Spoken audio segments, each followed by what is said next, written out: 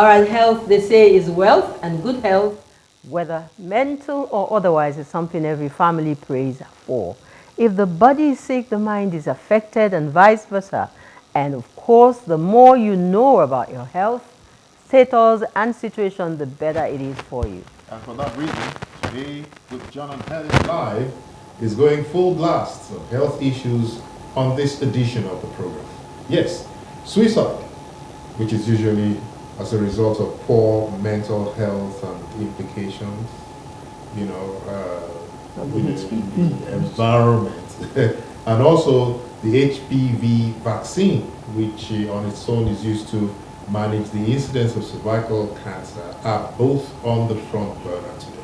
We will be having two healthcare practitioners with us to help unveil some of the mysteries surrounding these topics and help us put to rest most of our worries and doubts. Thank you for that, Helen. I think most of our worries and doubts should be put to rest. Yes, Dr. Akintayo, a public health physician, will be here to tackle the question of suicide and its high incidence in our society today. And Dr. Ishak Lawal, an obstetrician and gynecologist, will be taking on the pros and cons of the all-important HPV vaccine. These are both matters of the heart, and both guests are prized assets on this show today. So don't go anywhere. All right, so before we bring our two guests, our prized assets, like John said, let us turn to you, John. Did you notice anything around town during the week you may want to share with our viewers? There's always and one especially thing. me. There's always one thing or the other around town. What I noticed is that the Lagos State government has continued to demolish a lot of properties that they say are maybe not approved or impeding the flow of, our channels, water channels and all of that. Well, I think I'm of two minds there. Yeah, I think it's, you have to do what you have to do.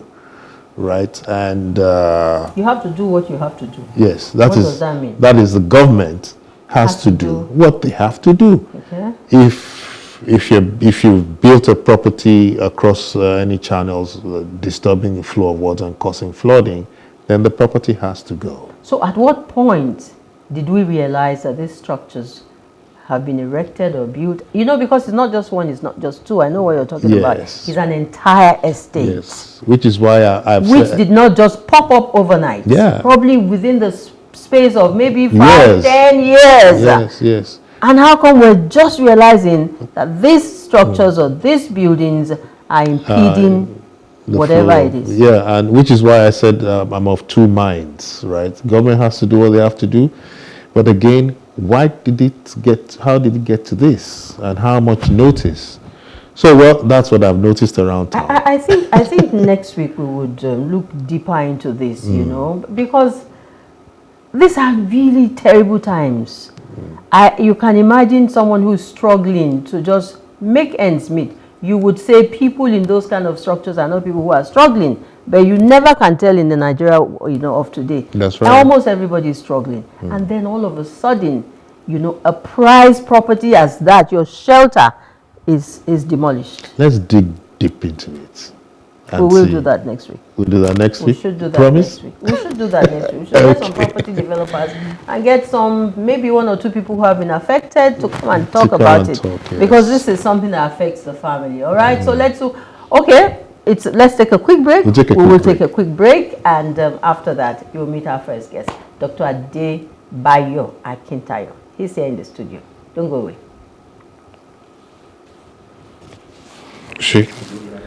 I told you. I told you this thing. It's annoying. It's just that me, I have stopped commenting on Nigeria. They're like, yes, I can. You are coming now. 8, 4, 2.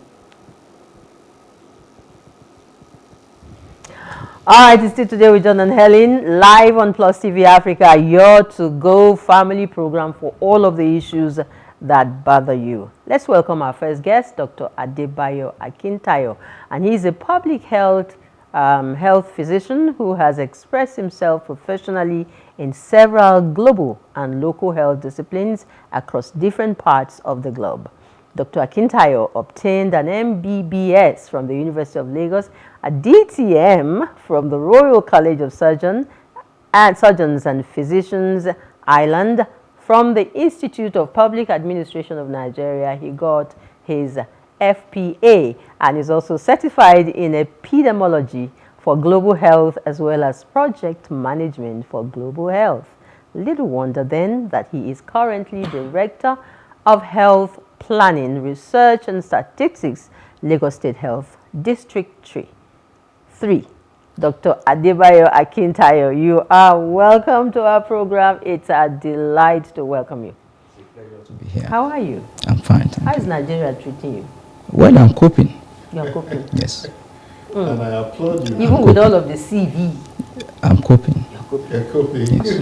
And it's so good to hear. I was going to say, Helen, I applaud you for going through all those medical jargons honestly. And I'm going to ask for him to explain some of them at the appropriate time.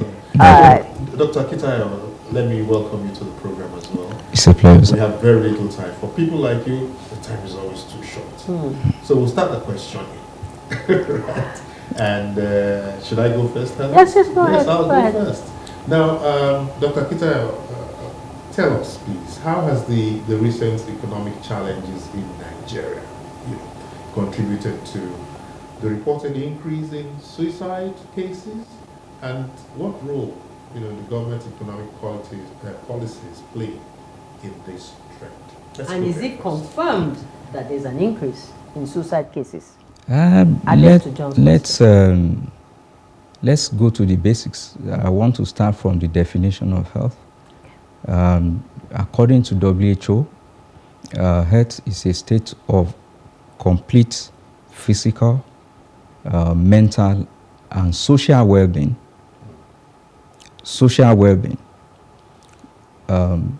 Without absence of disease of infirmities. In other words, it doesn't exclude whether there is disease or infirmity.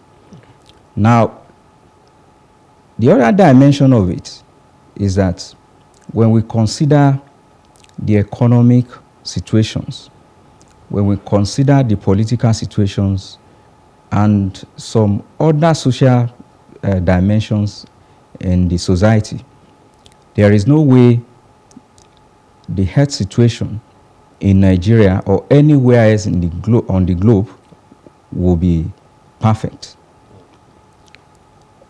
So on that level, the economic aspect would certainly affect health. For instance, most of the time we discover that people could not afford to go to the hospital because they don't have the means or the wherewithal even to transport themselves there. Then the other fear is that when they get into the facility, the practitioners or the hospital owners or proprietors there will request for them to pay for the services even before the service is rendered. So all those things coupled together, when they could not have the financial means to do those, to maintain themselves, they fall back into a bad mental state. And that's get to the mental dimension of health. Yeah. Now, when we talk of mental health in medicine, it has maybe, we talk about maybe four or five areas. Mental health specifically addresses the capacity of the well-being of an individual to recognize his or her capacities. In this society, if we take it along that line, we'll see that a lot of people are even taking up things that ordinarily, either physically or socially, or even mentally or economically, they cannot handle. Put it on another side, remind me, it's a reflection of what is happening in the society today as well. We're living in a society that is pervasive, and someone would think of having a car that is worth 140-something million. Are we thinking about the mental aspect of it? Yeah. Now, the other aspect is when we have talked about the capacity to recognize one's capacities, and again, the other aspect is having the ability to cope. Having the ability to cope with the normal stress of life. In life, there is going to be stress. Yeah. Even in free time, nothing is free. So you have the normal stress of life is to find a bearing of how to maintain the basic needs of life as enunciated by Abraham Maslow, the so-called Maslow's hierarchy of needs. And the first on that hierarchy of need is the physiological need. When we talk about the physiological need, we're talking about the housing, the food, and the housing, the food, forgotten the third. Shelter, food, and health or something? Yes, health is part of it. Now, when you look at some of those things, you discover that how many people are capable of having a decent housing in Nigeria. You see a lot of people out there, not in Nigeria alone, like I said, it's a global issue. But when you put Nigeria into perspective, we don't really have a meaningful housing program to address some of those homelessness and challenges. Then there is no regulation that's where we're going to go. to even address the housing need of the common people. Apart from the housing need. Now let me finish on the mental so that we have broader reasons why suicide is on the increase. Okay. Now, I've talked about the capacity to respond to the needs in the community. I've talked about the control of stress and all that. Then the other aspect that is equally important is the fact that one must be able to live in this society or community and be able to contribute meaningfully to it. In a community will have a common interest, a common purpose, a common agenda, a shared vision, a shared mission, where they are going. Now, as an individual in that community, you must have the capacity to see what can I contribute to this community, because it's like a common pool. You have to be ready. If you are not contributing to the common pool, what do you really expect from it? Yeah. But we are having a society whereby people have lost the mental balance, the ability to think through that line, that there are roles and responsibilities. When I live in the community, there are some, but unfortunately, the economic situations are really rubbish. Some of those things that mental health is supposed to address. So in essence, if anybody says he's mentally balanced in Nigeria, he's probably deceiving himself. We are all mentally challenged. The only thing is that because of the fact that internally, there is inbuilt mechanism internally that maybe we acquire during our upbringing. And that comes into the issue of first sociology. That is the parent, the home, what are the parents doing to align their children to the appropriate line of thought, to develop along the developing appropriate emotional intelligence that will enable them to know that, okay, I may not have all. Even Jesus Christ didn't have everything. When he wanted to perform his miracle, he looked for things around him. Yeah. Even his disciple didn't have it. It's like it's a whole gamut of things, and if we really want to go deep, we may not really leave it. That's right. Okay, it's a bit reassuring to know that this is not a Nigerian, it's global, but it's more in Nigeria because of the economic and situations. You were just talking about policies and laws and all of it. So I'd like for you to shed more light in that area on the current state of public health, the policies that are available and relatable to suicide prevention in Nigeria. Are there policies? Is government interested in this area at all? Yes, the public health is actually designed to address some of those public health issues or threats. Public health deals with the community health. The community, and when we talk of community community, even where we are now, is a community on its own. It's a subset of the community. Then we have the larger community, we have the society, we have the the councils, we have the states, then we have the federal, we have the nations, and we have the Committee of Nations, and so on and so forth. So and that is where the World Health Committee, the World Health Organization, is putting adequate premium on public health. Public health addresses the community health. And when we talk of community health, we're not talking about an individual health. We're talking about the health of all the individuals in the community as it affects all of us. And when we talk about that, we have to talk about the individual, the internal environment of the individual, what is going through the mind of that person. Do we care? Are we really bothered? Then we'll say, okay, be our brother's keeper. Are we truly our brother's keeper? The internal environment of that person, we don't know. The external environment, we don't know. So at every point in time, there's always a constant influx of conflicts in the internal environment of the person. Of the person. I will hold you on and the external environment of all other people that surrounds, and even we have the biological environment that comprises the human beings, the animals, and so on. And you have the physical environment that comprises the environment where we live. Now, for instance, if we don't maintain a clean environment, disease entity will enter. So a mentally balanced person would not want to contaminate the environment, would not want to dump refuse indiscriminately, would not want to sneeze when he knows he's sick and spread the disease to other people. And when you say, I can't you cover your spit, why are you defecating there? Open defecation, they will be saying, is it your father's house? No, there are lots of things relatable to mental health. And the earlier we begin to handle that, the better. So the public health campaigns are ongoing on that aspect. Then to specifically address accessibility to health, the World Health Organization, of which Nigeria equally subscribes to, identified the fact that there must be universal healthcare coverage.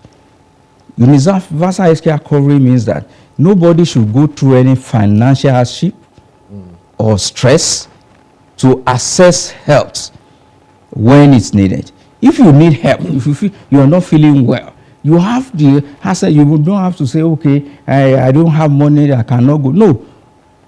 Through universal healthcare coverage, as enunciated by the provision of the health insurance scheme that we have in Nigeria, and we have national health insurance scheme, we have Lagos State government has Lagos State health scheme, Ilera Eco and some other things that take care of the vulnerable, that take care of the health. But unfortunately, a lot of people are still not confident in aligning with some of those things that are actually designed to take care of their health, inclusive of the mental health. Okay, Dr. Akintayo, let me bring you back a little bit there, because now we're beginning to look broad at public health, right? Our focus, which is suicide, I want to pick the word conflict, which you talked about earlier. Now, what, in the light of managing the cases of suicide or the incidence of suicide, what do you think our health management system should have in place, to be able to control and manage the incidence of suicide, especially in our environment? Well, in mental health or mental disorders, if I want to put it this way, mental disorder actually is a spectrum. The suicide is the end point of the spectrum. For instance, someone that is not capable of maybe paying house rent, paying school fees, and do some other things, is anxious whenever some of the students are about to resume, the house rent is about to expire. The anxiety is there. And there is no social security mechanisms to take off that anxiety. there is no social support to take care of that anxiety. So the anxiety the person will feel sad. Maybe at a point the child is not is sent out of school, or maybe he could not afford house rent, and there was no support anywhere. The person will feel sad. He may find maybe succor in the church or religious organization, but when he gets there and he see the display of opulence, and he say, okay, are you happy? And he say he's happy, he's fine. Everybody he jumps, but internally there are some things that are not right.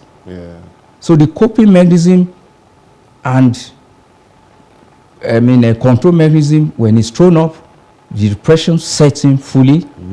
Maybe as a mild depression, then moderate depression, then severe depression, then later the social, the control mechanism is lost completely, and the person will say, okay,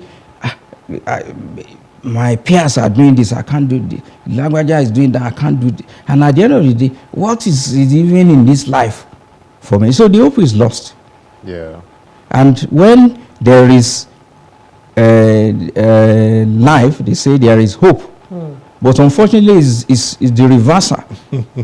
When people lost hope, by virtue of what they are seeing around them, by virtue of what is going internally within them, and they don't have someone that can support them within the society through the words of encouragement. Some people say, why are you in this? So your mates are doing this, your blah blah. The words of encouragement is not there. Through our actions, some people throw lavish parties and spray money anyhow, bangles, jewelries of thousands, and some people are still going on. They cannot afford some of those things. So the actions are not creating hope. Our words are not creating hope. Our habits are not creating hope. Our attitudes are not inspiring hope in people. Wow. Okay. People are not willing to make sacrifice. I recall when I was growing, as a child, you leave your things outside, nobody will touch it. You meet it there. But now a lot of people, because of diverse distractions and contraptions that we have in the society today, a lot of people, they've lost value. Even for the human life, even the value of self-worth. That, okay, the fact that I don't have this does not mean that I cannot contribute meaningfully to my society. Okay. Some go into drug abuse. And all those things are more or less like escape routes. When they cannot find other ways, they feel that, okay, maybe if they engage in drug abuse, maybe that would maybe inspire hope in them or give them the strength of self-worth and all of that. But unfortunately, it's a dead end. And if they don't find support to bring them back in line, they will lose it, and then end up they started having suicidal ideations. Okay.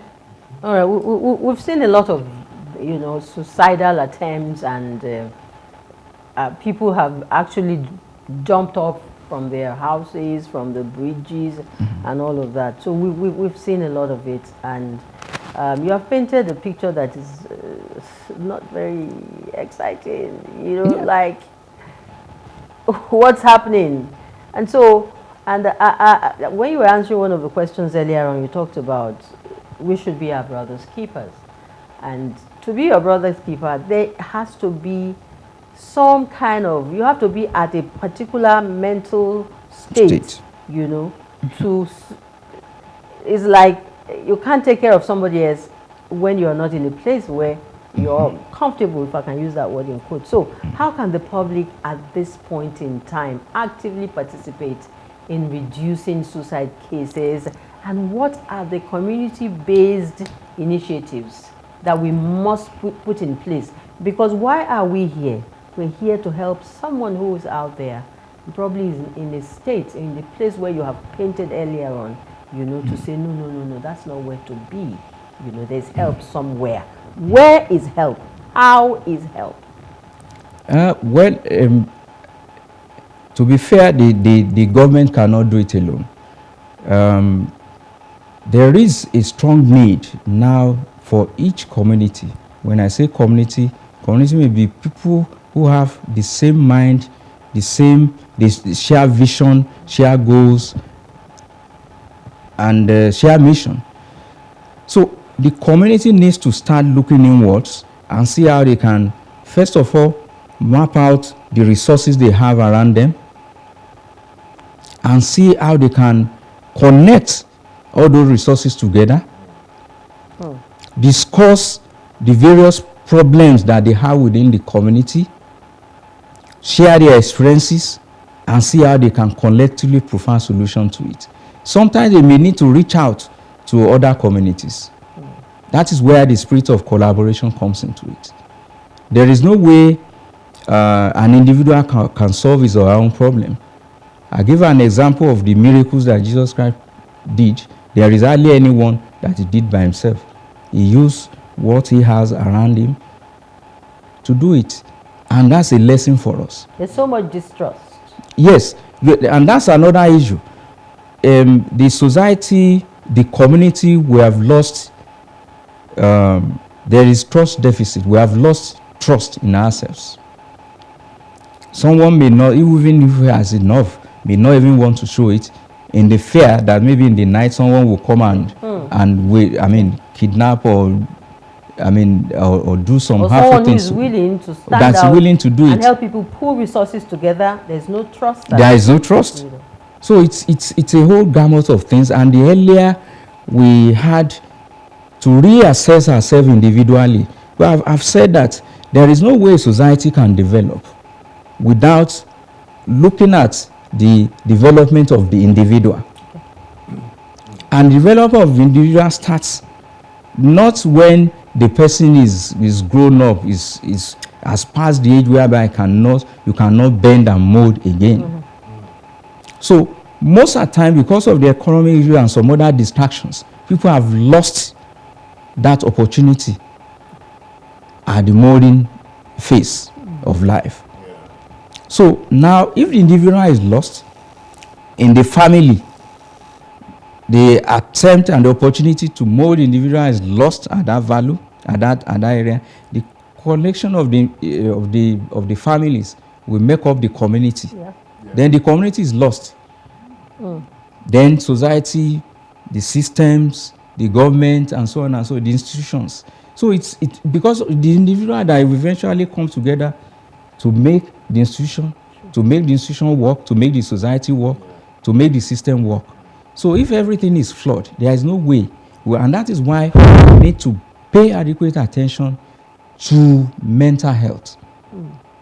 Right from the childhood years, at the family setting, are we addressing their emotional upbringing?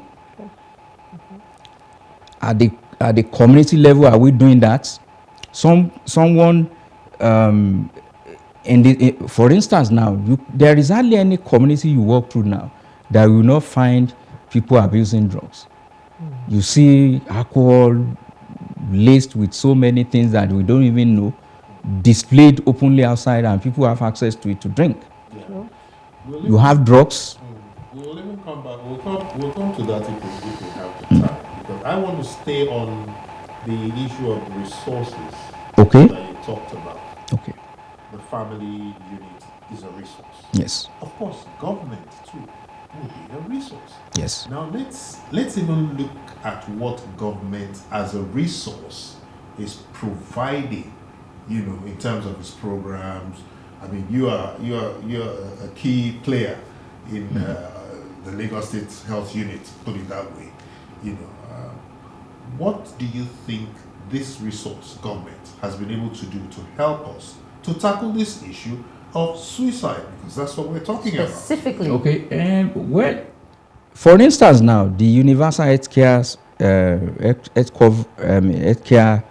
system that I said they put in place regarding the health insurance scheme, making sure that people are protected from financial hardship. The vulnerables are given preference. Okay. We have basic care provision fund that takes care of the vulnerables. And there are some set of how do you identify? Yes, they have because checklists. That's really something. How do we identify the vulnerable? They have checklists. There are some things they look at. Where do you live? What's your income? There are so many other things they look into. But you have to present yourself. Yes, but that's where I'm going. Sometimes a lot of people are ignorant about the fact that there are some schemes in place that could help them even when they require help, even within their community. So because instead of listening to some of those things that will benefit them, maybe now or even later, they will rather go on the social media and start doing all manner of things that may not really empower them either intellectually or mentally. So that means that there is not enough awareness. The awareness is sensitization. The awareness is ongoing. I will agree it's not enough, but it can never be enough, and especially when you still have some people that have trust deficit with what the government is doing. Yeah, that's right. Okay. All right, I am going to go very practical. I live in Ikeja. Almost every day, Okwebi, Oregun, Adeni Jones, that environment. There is no day you do not see a new young boy or a new young lady stark naked or in rags or just sleeping by the wayside. And I ask, there's a social welfare department, at least in Lagos State, Alausa. Yes. So, I'm glad that you're here. And yes, they may not be at the verge of committing suicide. We don't know what led to that. That's a mental health issue. Certainly. Such people, if they have family members, and I ask, isn't there someone passing from government who is aware, who has noticed, and isn't there a place, a facility, for some of these people to be helped? Well, I think there are policies of governments, though I want to drop a hint that I'm not talking for the government, but on a personal note. There are policies that I'm aware of that addresses the social inequities in the society. But unfortunately, like I said earlier on, individually people are not aware. At the community level, they are not aware. And the point is that we're in this environment now. There is no way we can know what is happening at the next room. We need someone to connect us to it. Okay. So that is where the community plays a role. If you notice something unusual in your environment, don't say, no, I just want to build a shelter around myself. For as long as it does not affect me, let me just go my way. No. It doesn't portend a good sense of mental health. If you notice something unusual in your environment, you can link up to the government agencies that can assist. And there are helplines. In Lagos State, you have 112 as an helpline you can call. You have 767. There are some local governments that has helpline. All you just need is to call that line. There are dedicated line you can call and mention what you have observed. The point is that the challenge is that there is inadequate human resource to handle some of those things. Okay, and as a result of that, there may be a kind of delayed response. But with persistence, you might get there. And that's why I always say sometimes that there is no way you can take away the human connection from all of the. We have technologies, but the human connection is there. What do I mean by that? If you put up a call to to an organization that is not done, you have your counselors in your community. Yeah. You have your baales or chiefs or community or CDAs or whatever. You can route it through them and ensure that one of their representatives get it to the government's attention. By the time that is done, action will be taken. I recall some of the places where I worked We have encountered some of those issues where we have mentally challenged people with suspicious infectious diseases, and I was called. We set up the government mechanism to ensure that those issues were taken care of. So the surveillance is not just for an individual. Okay. It's a community and collaborative effort. I mean, of course, I didn't expect you to say anything else. You're a public health person. You will always look at the community. But I want to look at the complacency bit. Because more and more each day, we are beginning to isolate ourselves as units, even within streets. Yeah. You know, there are times when you don't even know who your neighbor is. So you're complacent about a lot of things. So what are the implications of being complacent, you know, especially, again, as it relates to helping this matter of suicide? It's honestly, it's a dangerous trend. I still go back to my childhood. Yeah, we throw our doors open. Sometimes we just sleep over and wake up the following morning and discover that we have not closed our door. But these days, I dare not do that. Even in Ikeja. Before the day turns out, I will have been stripped naked. So now, when we go back into the Maslow's hierarchy of need as well, after the physiological need that I talked about, shelter, food, and clothing, then the next one is safety. Am I safe in this environment? If the circumstances surrounding you does not show that you are safe, then you want to recall into a safe place. It's a natural instinct. So, and that's why we have but that does not mean one should not reach out. Because whatever it is will come from the common source. We're told, even from religious trend and blah blah, that we're from the same source, Adam and Eve, or whatever other religions inclination will call it. So the point still remains that we need to go back to that root and realize the fact that I have to help people. And I don't want to start sounding examples. We have some people who have been doing that in this country. Recently, Femi Otedola walked into a school and decided to pay 1 million naira each for people there. He surveyed the environment and decided that, okay, this they don't have generator to, power. He provided it. The road is not good. They provided it. So we can have an individual, corporate organizations, a group of persons that can come together. NGOs, I know Rotary does a lot of things in that respect. Lion does a lot. So there are so many things, so many resources that we need to map and see how we can coordinate all those things together in the spirit of ensuring that we want to go back to the basis of maintaining a good mental health, because all other health revolves around mental health. Okay, so me, myself, and I, we throw that out and look at the bigger picture. Where we are now as a people, culture plays a big role. Yeah. So, is there anything in our culture? Are there any cultural factors that hinder, may hinder the effective management and prevention of suicide, for example? Well, I will say is a misgrave. Okay, let me do a quick dive into the cultural. I'm from Yoruba descent, and I know that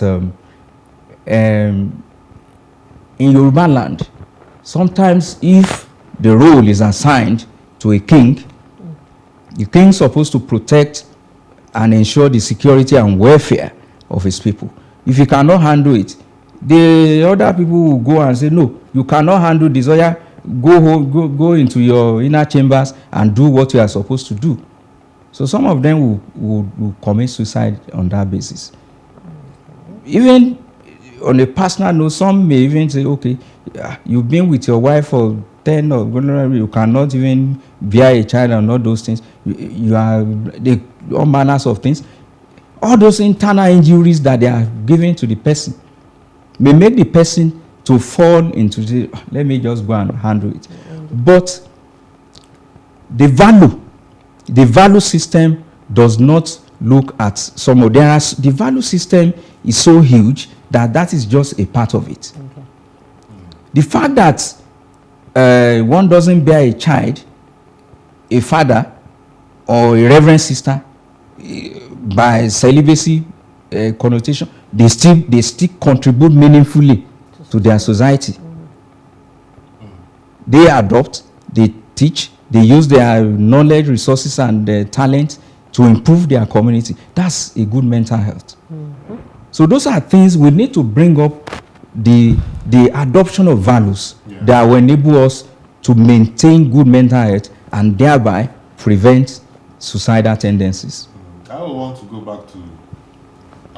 back to Big Brother. And Big Brother in this case.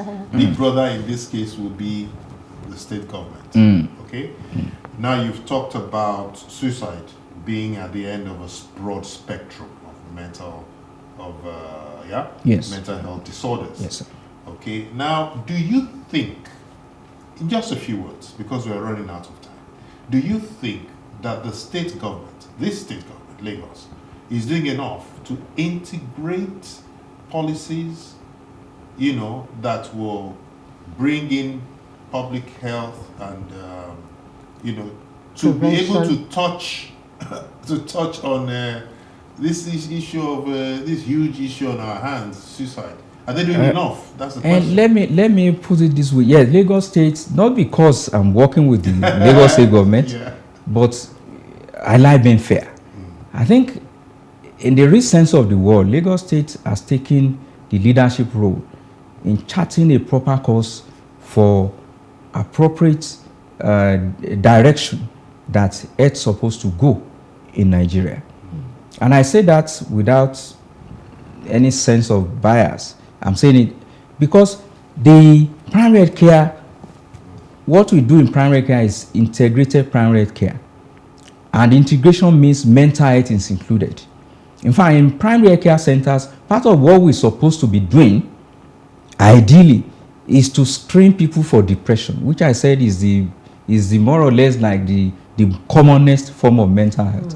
And everybody is going through depression. We don't have to deceive ourselves. No, the commonest of mental health is depression. No, the commonest of mental health disorder? Yes, is depression. The commonest of mental health disorder is depression. And a lot of us are. And a lot of the only thing is that we're just it's like walking, you trip, then you struggle and you get back again and you walk and you trip, and at a point you don't have the strength to get back again and you just drop it there. So the government is trying, but there are so many issues now on the issue of leadership and governance.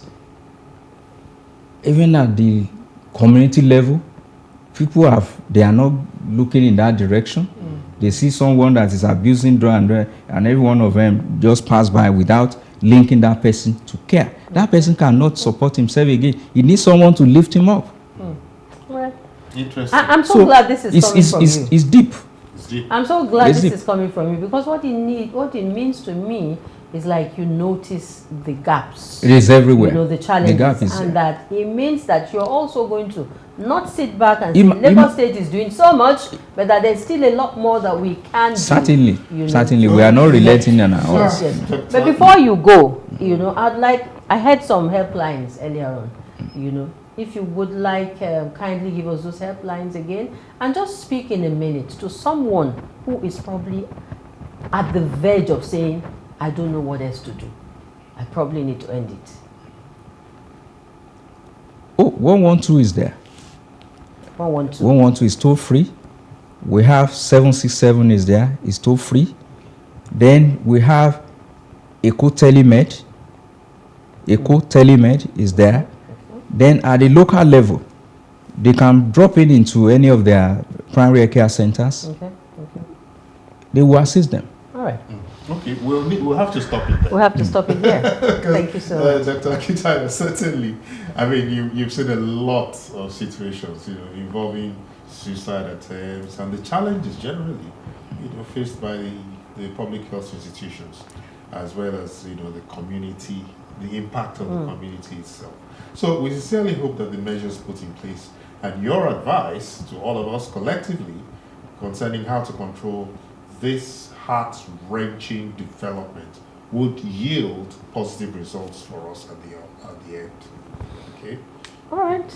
Having said all of that, all I need to say is say thank you and well done. It's a pleasure. And more is expected of you and the Lagos State government so that we can give hope, especially to the younger ones. The drug addiction thing is a huge challenge. We haven't even dealt into it. Thank you for coming, sir. It's a pleasure. Thank you so much. All right. So, thank you so much once again, Dr. Akintayo. Up next, we will take a look at the pros and cons of the HPV vaccine with our next guest, Dr. Ishak Lawal, an obstetrician and gynecologist. But first, let's take a quick break. We'll be right back, even before you know it. Don't go away.